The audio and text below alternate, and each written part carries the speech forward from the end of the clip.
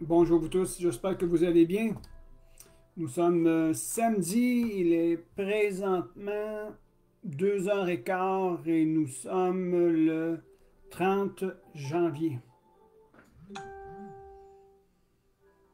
Une des raisons pour laquelle je m'installe aujourd'hui devant la page principale de l'Église CNC l'Espoir des générations, c'est simplement dans le but de communiquer avec ceux et celles qui nous suivent, ceux et celles qui se connectent avec nous sur cette page. Alors, laissez-moi vous parler de quelque chose qui est fort important depuis le début de l'année que je veux mettre en place. Ces capsules d'information ou ces capsules d'encouragement. Vous savez que nous tous qui sommes nés de nouveau, qui ont accepté Jésus-Christ comme sauveur personnel, et de ce sauveur personnel, nous lui avons cédé notre vie et nous avons fait de ce sauveur merveilleux notre Seigneur. Comme l'apôtre Paul a fait mention, que cela soit aussi notre prière plus que jamais. Ça se trouve dans Galates 2.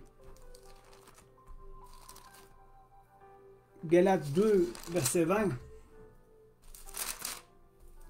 Il dit ceci. Je suis crucifié avec Christ. Et ce n'est plus moi qui vis, mais c'est Christ qui vit en moi. Lorsqu'on parle que je suis crucifié avec Christ, c'est que nous avons pris, nous avons reconnu que nous étions perdus, sans espoir, sans espérance, sans Dieu dans notre vie.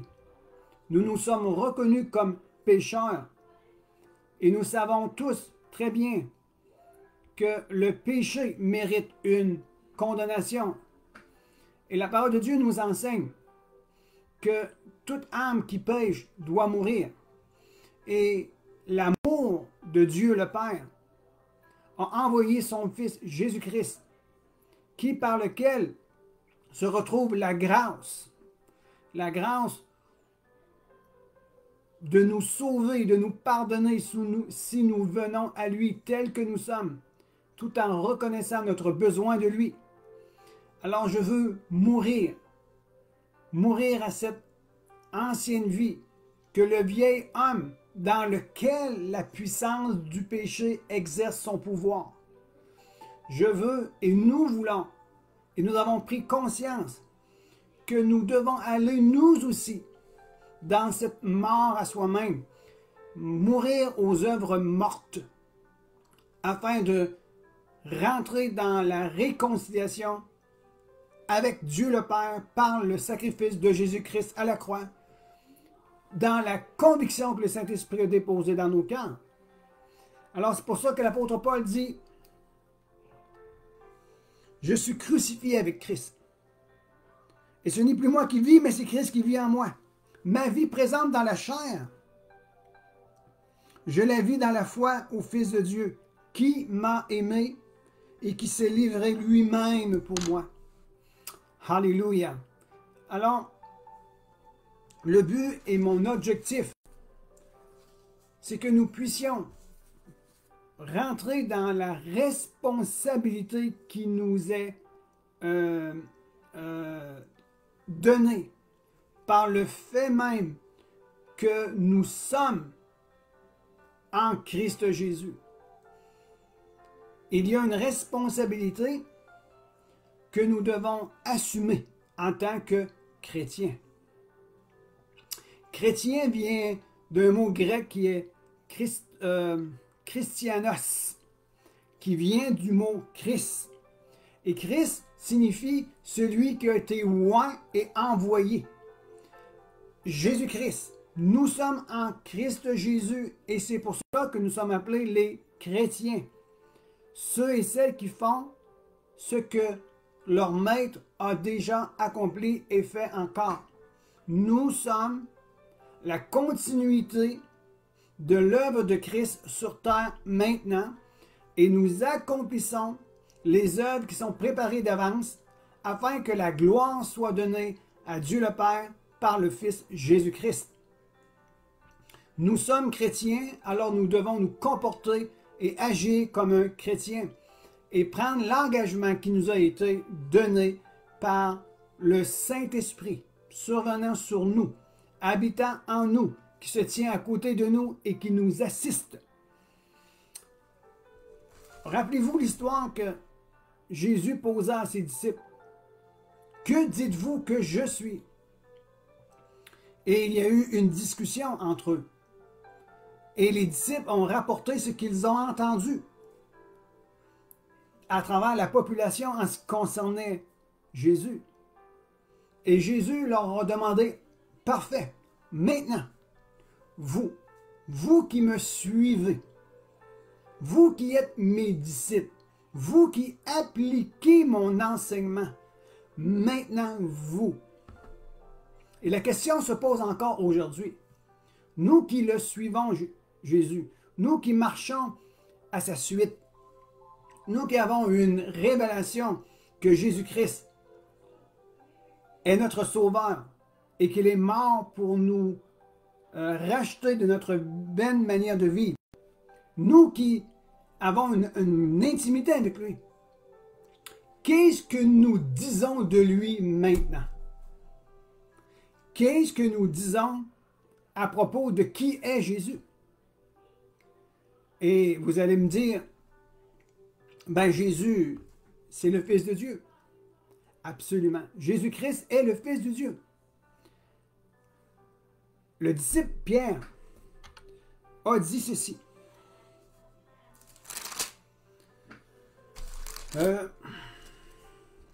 La déclaration de Pierre, Matthieu 16, 16. Tu es le Christ, le Fils du Dieu vivant. Et je veux aller un peu plus loin. Maintenant, encore aujourd'hui, Jésus nous demande à tous et à chacun, qui suis-je moi?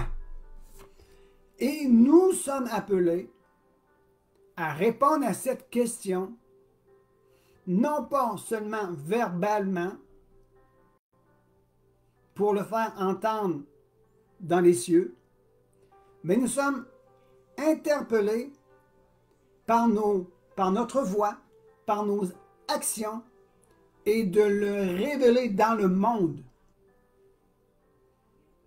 Nous sommes appelés maintenant à répondre à cette question que Jésus pose et d'agir comme un chrétien dans notre société. Et Dieu le Père, Dieu le Fils, qui est assis sur leur trône de gloire, en puissance, en sagesse, regardant vers nous, Jésus dira à son Père, « Père, tu vois, l'Église n'a point honte de moi, je n'aurai point honte de eux, moi aussi. » Père, ils sont en train de répondre à mes questions de qui je suis, moi, à travers leur comportement, leur dialogue et leur action au milieu de leur génération, sont en train de déclarer que je suis ton Fils, Père, que je suis le Christ, le Dieu vivant. Alors, permets-moi maintenant de relâcher une révélation pour eux maintenant. Comprenez bien ici, c'est quelque chose de toujours puissant. La parole de Dieu, elle est permanente, elle est éternelle, elle est active continuellement. Et aujourd'hui, nous qui sommes en train de déclarer haut et fort, non seulement par des paroles, mais par des actions, que tu es le Christ, le Fils du Dieu vivant.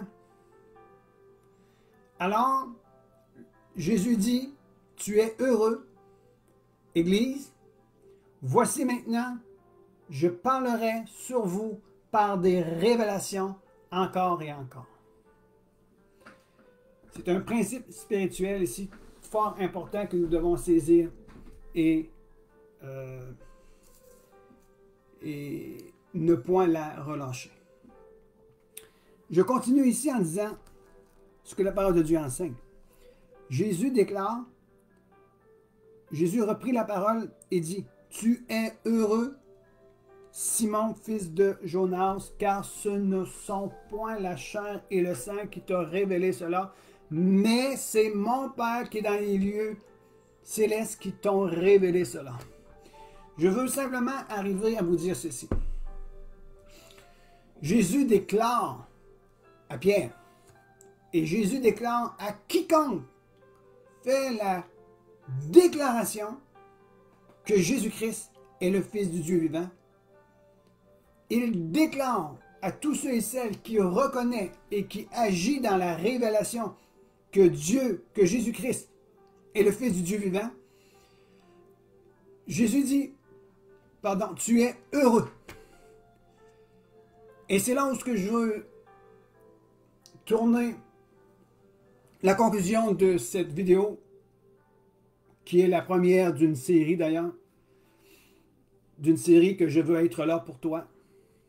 Et non seulement moi, mais les quiconques qui ont accepté Jésus-Christ comme sauveur et Seigneur personnel dans leur vie, doivent devenir le « je veux être là pour toi ».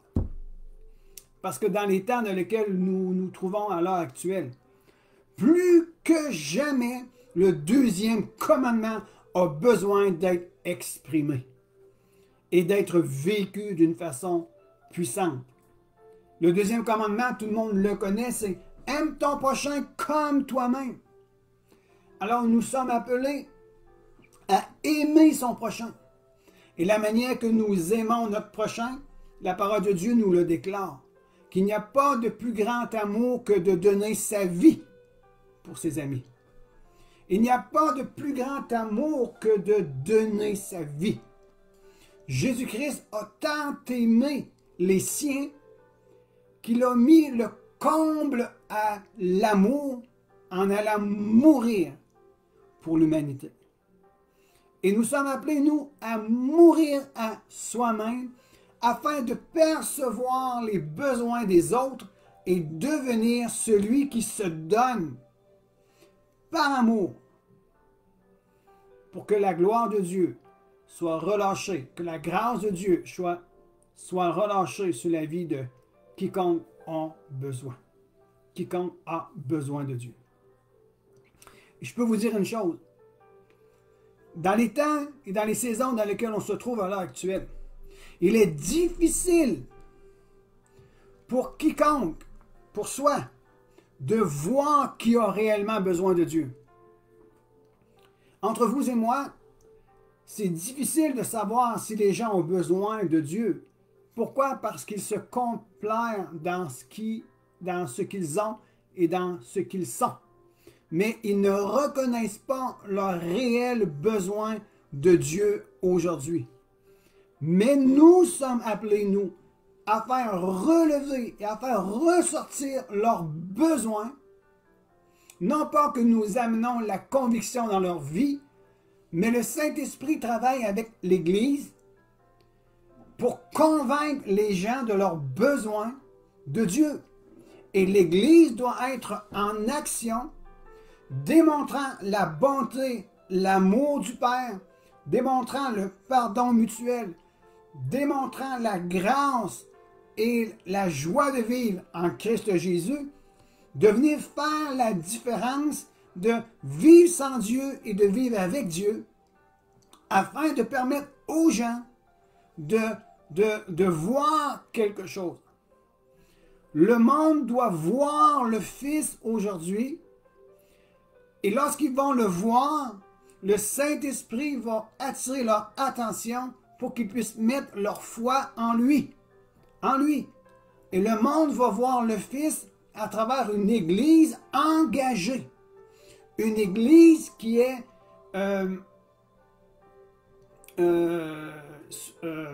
sous cette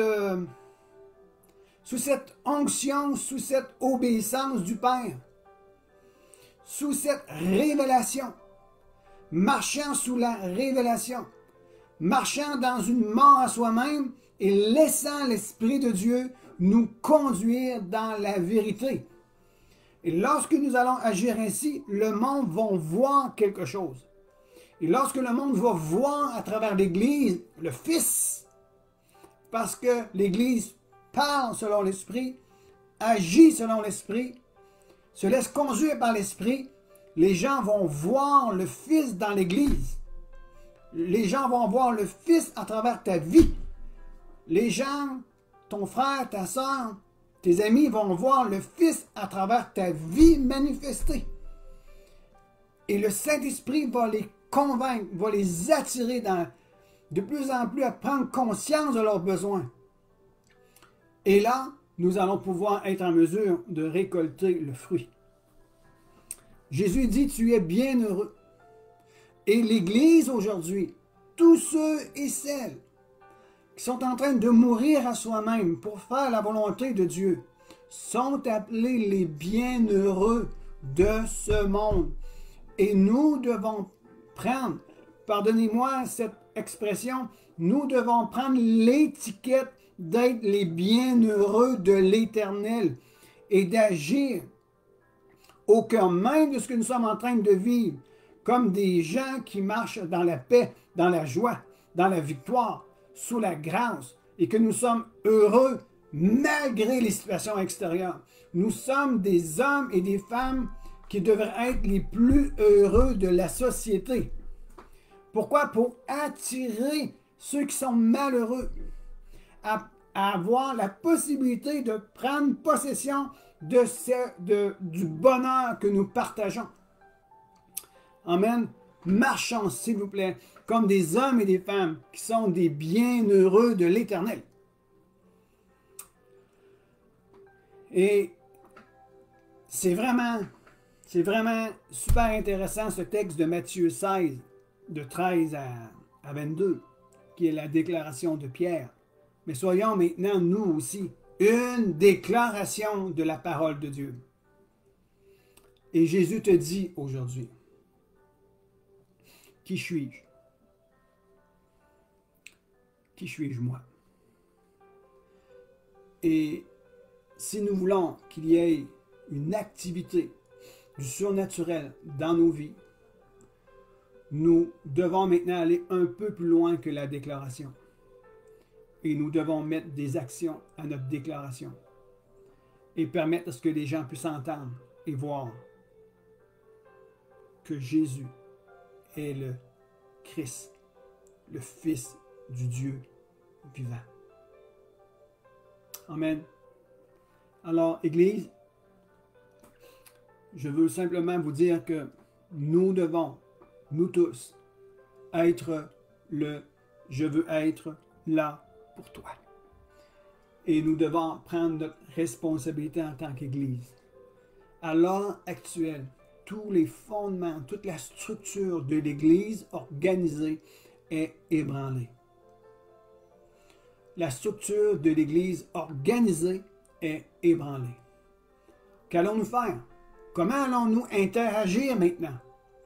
Eh bien, nous devons, nous tous, nous responsabiliser. Nous tous, nous devons nous responsabiliser et devenir un co-ouvrier avec Christ, un ouvrier avec Dieu pour propager, pour délivrer le message de l'espoir. Et dans les capsules qui vont suivre, je veux vous encourager à ce que vous pouvez prendre votre responsabilité au cœur même de vos familles. Être un sacerdoce, un service sacerdotal pour votre famille et donner l'opportunité à faire ce qu'on veut, ce qu'on a appelé depuis 2019, à mettre en place un petit groupe maison. Que vous puissiez être une lumière qui brille sur les 5 km ou sur le 1 km ou sur les 200 pieds qui tournent votre maison et que vous pouvez tendre la main à votre voisin qui est proche et être en mesure de devenir une église maison là où vous êtes dans les 2000 pieds à la ronde. C'est mon but, c'est mon objectif, ça devrait être notre but, ça devrait être notre objectif de devenir une église maison là où je suis. C'est ça que nous allons partager dans les jours à venir.